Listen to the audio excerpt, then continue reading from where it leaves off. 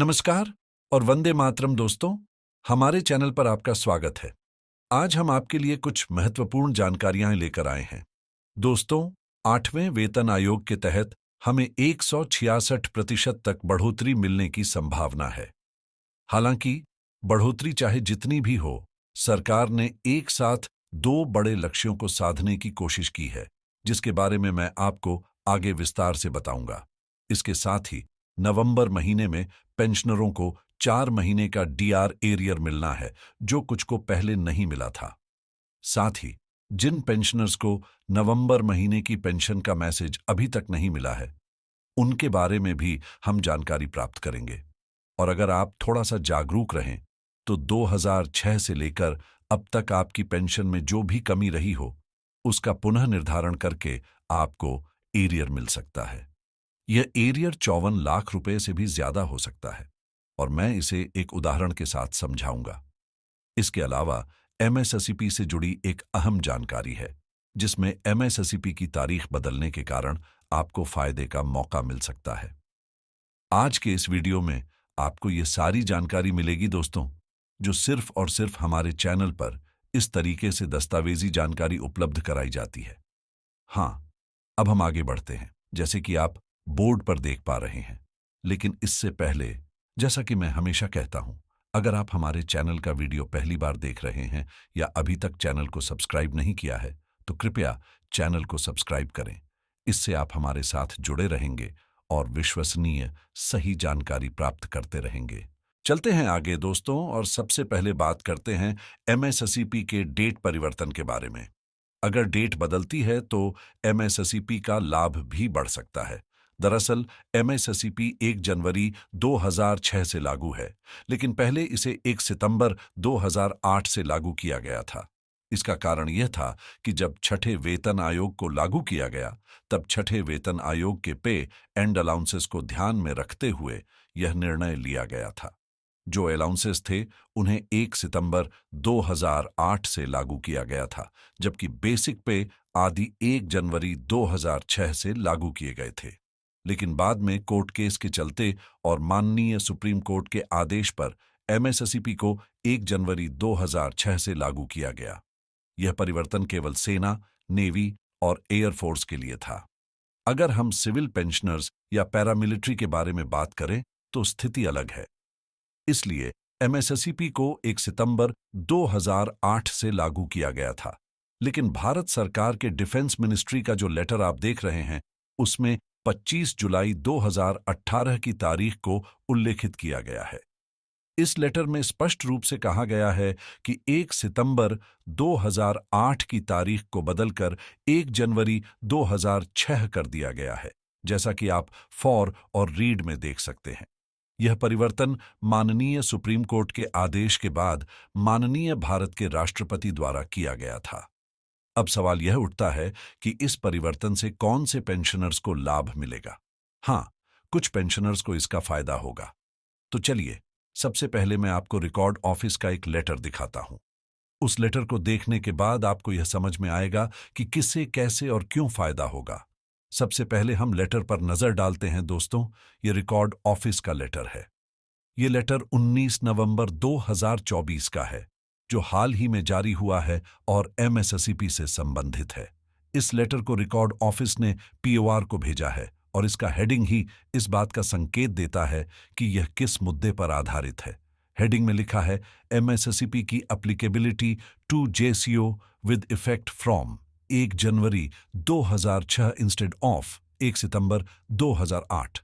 इसका मतलब यह है कि जो जवान या जेसीओ हैं, उनके लिए जो एमएसएसईपी लागू था, वह 1 जनवरी 2006 इंस्टेड ऑफ 1 सितंबर 2008 2006 से लागू किया गया है, न कि 1 सितंबर 2008 से।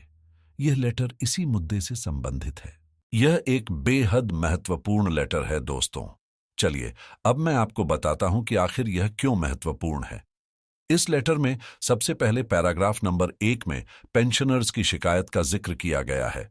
लेकिन पैराग्राफ नंबर 2 में जो महत्वपूर्ण बात है वह यह है कि एमएसएसईपी के ग्रांट के लिए 1 सितंबर 2008 की तारीख से संबंधित केस आपके ऑफिस द्वारा रोके गए थे। इसलिए आपसे अनुरोध है कि ऊपर दिए गए निर्देशों के अनुसार जवाब भेजें। ध्यान दें, यह लेटर सेवा वायु रक्षा अभिलेख army air defence record office का है।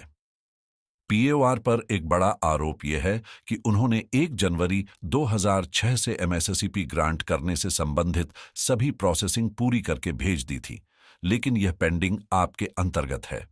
इसका मतलब यह है कि आपने इसे रोक कर रखा हुआ है और इसका जवाब भी एक्स सर्विसमैन को आपको ही देना होगा। ये बात इस लेटर में साफ तौर पर लिखी गई है। चलिए, अब मैं आपको बताता हूं कि असल में मसला क्या है। आखिरकार एमएसएसईपी 1 जनवरी 2006 से लागू होने की आवश्यकता क्यों है? जैसा कि आपने देखा, उस लेटर में भी 1 जनवरी 2006 से एमएसएसईपी लागू होने की बात की गई है। अब सवाल यह है कि इससे किसे फायदा मिलेगा? चलिए, मैं इसे स्पष्ट करता हूं। शुरुआत में जब एमएसएसईपी को 1 सितंबर 2008 से लागू किया गया था, तो बहुत से पेंशनर्स जो 2008 के बाद रिटायर हुए थे, वे इसका लाभ नहीं पा सके, जबकि उन्हें इसका फायदा मिलना चाहिए था। एमएसएसईपी को 2007 या 2006 में मिलना चाहिए था, लेकिन चूंकि स्कीम के लागू होने की तारीख 1 सितंबर 2008 थी, इसलिए उन्हें एमएसएसईपी सिर्फ 1 सितंबर मिला। 2008 से ही मिल पाया। लेकिन जैसे ही भारत सरकार का लेटर जारी हुआ, जिसमें तारीख को बदलकर 1 जनवरी 2006 कर दिया गया, अब जो पेंशनर्स 1 सितंबर 2008 से लाभ उठा रहे थे, उन्हें अब 1 जनवरी 2006 या उससे पहले की तारीख से इसका लाभ मिलेगा, अगर उनका एमएसएसईपी लागू होने की तारीख इससे पहले की है। इसका मतलब यह है कि जिनका एमएसएसईपी 1 जनवरी 2006 से लागू होता है, उन्हें उसी तारीख से इसका लाभ मिलेगा, और जिनका लागू होने का डेट 1 जनवरी 2006 से 1 सितंबर से है, उन्हें उसी तारीख से इसका लाभ मिलेगा। 2008 के बीच है, उन्हें उस तारीख से फायदा मिलेगा। अगर आप समझ गए होंगे, तो जैसा कि मैंने बताया, यदि एमएसएसईपी के डेट परिवर्तन और डॉक्यूमेंट प्रोसेसिंग रिकॉर्ड ऑफिस से ठीक तरीके से हो जाती है, तो पार्ट 2 ऑनर्डर प्रोसेस हो जाएगा और उन पेंशनर्स को फायदा मिलेगा। इसके अनुसार जितने दिन पहले एमएसएसईपी लागू हुआ होगा, उतने दिनों का उन्हें लाभ मिलेगा। यह प्रक्रिया फिलहाल चल रही है। जो लोग जागरूक हैं और जिन्हें यह जानकारी मिल रही है, वे इस कार्रवाई को आगे बढ़ाएंगे। रिकॉर्ड ऑफिस से आपका पुराना एमएसएसईपी पार्ट ऑन ऑर्डर रद्द किया जाएगा और नया पार्ट 2 ऑन ऑर्डर ताज़ा तारीख के हिसाब से पब्लिश किया जाएगा। इसके बाद आपको उस नई तारीख के हिसाब से एमएसएसईपी का लाभ मिलेगा। आप अपना डॉक्यूमेंट प्रोसेस कर सकते हैं। आपने रिकॉर्ड ऑफिस का लेटर भी देखा है, जिसमें यह कहा गया है कि पीओआर में अभी यह मामला पेंडिंग है, लेकिन यह क्लियर हो जाएगा। जब भारत सरकार ने तारीख में बदलाव किया है, तो पीओआर को भी इस बदलाव को लागू करना पड़ेगा।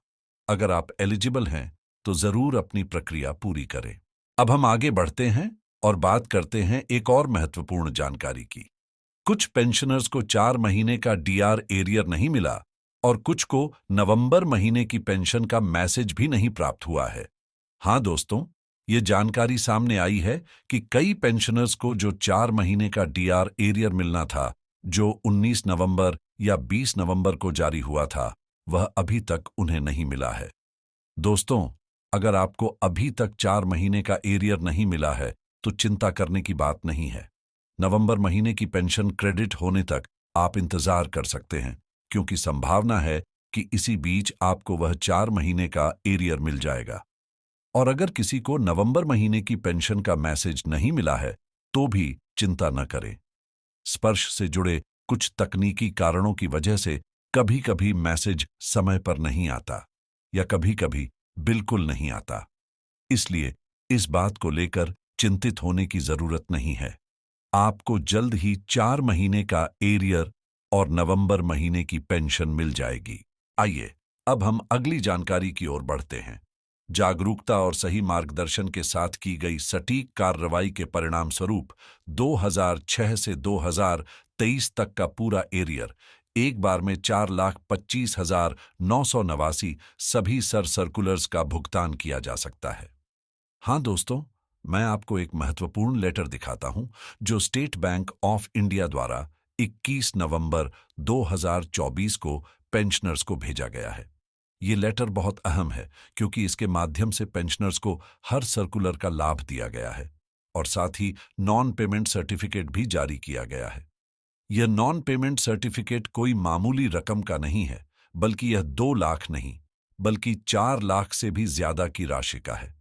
अब मैं आपको दिखाता हूं कि यह नॉन पेमेंट सर्टिफिकेट किस तरह से जारी किया गया है। ये देखिए, नॉन पेमेंट सर्टिफिकेट स्पर्श को भेजा गया है और इसमें 21 नवंबर 2024 की तारीख दर्ज है। इस सर्टिफिकेट में पेंशनर को पूरी जानकारी दी गई है। अब मैं आपको नॉन पेमेंट सर्टिफिकेट की एक कॉपी दिखाता हूं। यह रहा 21 नवंबर 2024 की तारीख पर 2024 का नॉन पेमेंट सर्टिफिकेट जो स्पर्श को एड्रेस किया गया है। यहां आप देख सकते हैं कि नॉन पेमेंट सर्टिफिकेट स्पर्श को भेजा गया है और यह CPPC state bank of India Delhi द्वारा भेजा गया है।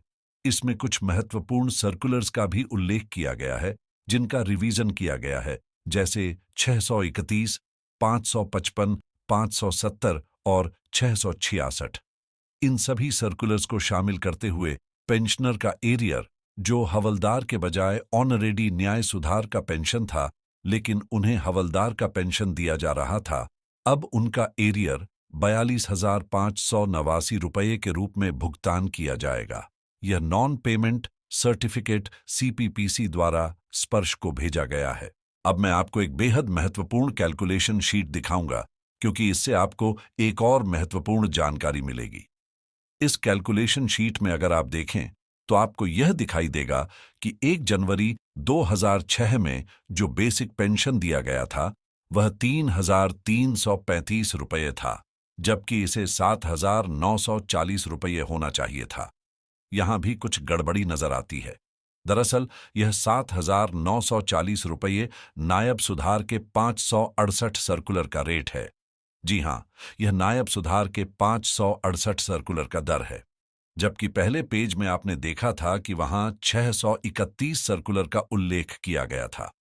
अगर 631 सर्कुलर के दर के हिसाब से इसे लागू किया जाता तो पेंशनर्स को और अधिक लाभ मिलता, क्योंकि 631 सर्कुलर के अनुसार 1 जनवरी 2006 से नायब सुधार का रेट 8,330 रुपये है। लेकिन चलिए, जो भी हो, अभी पेंशनर्स को इस मौजूदा रेट से ही लाभ मिलना चाहिए। यह जो 4 लाख से अधिक का एरियर बना है वह उन्हें मिलना चाहिए। पूरा कैलकुलेशन किया गया है और अगले पेज में आपको यह दिखाऊंगा कि कैसे इस कैलकुलेशन के आधार पर उनका एरियर शामिल किया गया है। यहां देखिए, यह समरी तैयार की गई है। यहां पर आप देख सकते हैं कि पेंशनर्स को कितना दिया जाना चाहिए था, कितना दिया गया और कितना बाकी है। इस समरी में आपको यह जानकारी मिल रही है कि उनका कुल एरियर 7,11,105 रुपये बनता था, जिसमें से 2,50,176 रुपये पहले ही भुगतान किए जा चुके हैं, जैसा कि यहां दर्शाया गया है। अब बचा हुआ एरियर 4,25,989 रुपये है, जो यहां पर भी दिखाई दे रहा है। इस एरियर का भुगतान करने के लिए नॉन पेमेंट सर्टिफिकेट सीपीपीसी द्वारा स्पर्श को भेजा गया है। पेंशनर का 2006 से लेकर जुलाई 2023 तक की पूरी कमी पेशी का एरियर कैलकुलेट किया गया है और नॉन पेमेंट सर्टिफिकेट सीपीपीसी ने स्पर्श को भेजा है। अब यह एरियर, जो कि 4,25,989 रुपये है, पेंशनर को जल्द ही मिल जाएगा। इसके बाद भी उन्हें कुछ कमी पेशी बाकी है, जैसा कि सर्कुलर 568 के रेट में दर्शाया गया है। हालांकि यदि सर्कुलर 631 के हिसाब से हिसाब किया जाए तो उन्हें और बढ़ोतरी मिल सकती है। इसके लिए वे बाद में ग्रीवेंस दाखिल कर सकते हैं, लेकिन पहले यह पैसा उन्हें मिल जाना चाहिए। यह जानकारी महत्वपूर्ण है, इसलिए आप भी जागरूक रहें। आइए अब हम अगली महत्वपूर्ण जानकारी पर चलते हैं। 8वें पे कमीशन में हमें 186% तक की बढ़ोतरी मिल सकती है, क्योंकि सरकार ने डीए के फार्मूले में बदलाव कर दिया है, जिससे एक साथ 2 फायदे हो सकते हैं। हाँ दोस्तों, ऐसी खबरें आ रही हैं कि हमारे वेतन या पेंशन में 8वें पे कमीशन के तहत 166% तक की वृद्धि हो सकती है। हालांकि ये खबरें अभी तक पूरी तरह से पुष्टि नहीं हुई हैं, लेकिन हम इन अनुमानित खबरों को सही मान सकते हैं। अगर 166% की बढ़ोतरी सच में होती है, तो इसके क्या परिणाम होंगे? जैसा कि मैंने पहले कहा था, एक गोली में दो शिकार। ये क्या मतलब है? दोस्तों, मैंने कुछ दिन पहले एक आंकड़ा साझा किया था और वो आंकड़ा मैंने बिना किसी आधार के नहीं दिया था।